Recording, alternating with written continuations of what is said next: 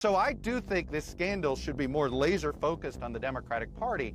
I think the press is, again, I always look at the criticism of the press here through the person that's making the criticism. And I think in some ways there's almost an eagerness to blame the press without looking at actual who should be blamed here.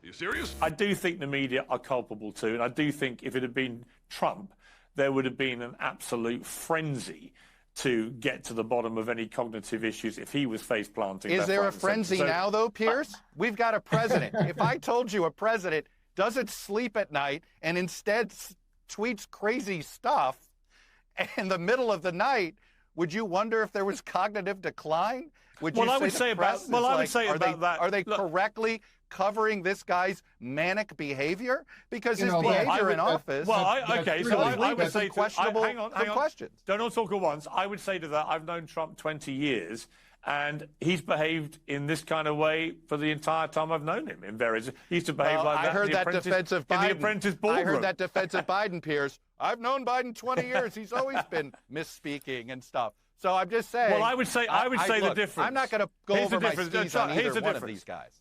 Here's the difference, Chuck, I would say, is that Trump makes himself always available. He's always doing 2-hour rally speeches. He's doing endless huddles with the press, endless interviews. Okay. He's making himself... But if the words are crazy, does that make it better?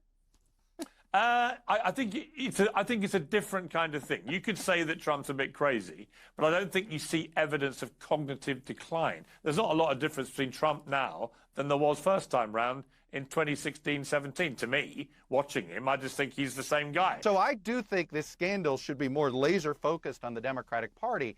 I think the press is, again, I always look at the criticism of the press here through the person that's making the criticism. And I think in some ways there's almost an eagerness to blame the press without looking at actual who should be blamed here. Stop. You lying motherfucker, stop. No way, you slimy son of a bitch. Yes, the Democrats lied, but that was obvious to everyone from the start. The only way a cover-up like this works is if the media goes along with it, which they clearly did, while also at the same time propagandizing the country about the threat to democracy, thereby giving all these people in the media the rationalization they needed to lie to the country. But okay, for the sake of argument, let's accept Chuck Todd's piss pants excuse for just a moment. That means that the so-called professionals, the people who claim to be protectors of democracy, truth, and justice, the people who make millions of dollars pretending to be journalistic pillars of virtue, those people were tricked by the lies Democrats and their alleged sources told them. While the rest of us, normal people with normal jobs and no journalistic training, are somehow better at their jobs than they are. If what Chuck Todd is saying here is true, then that should make all of these people unemployable. They have zero credibility, and this transparent attempt to cover up the cover-up is just more rock-solid proof of that. All right, folks, what do you all think? Let me know in the comments, and if you're still here,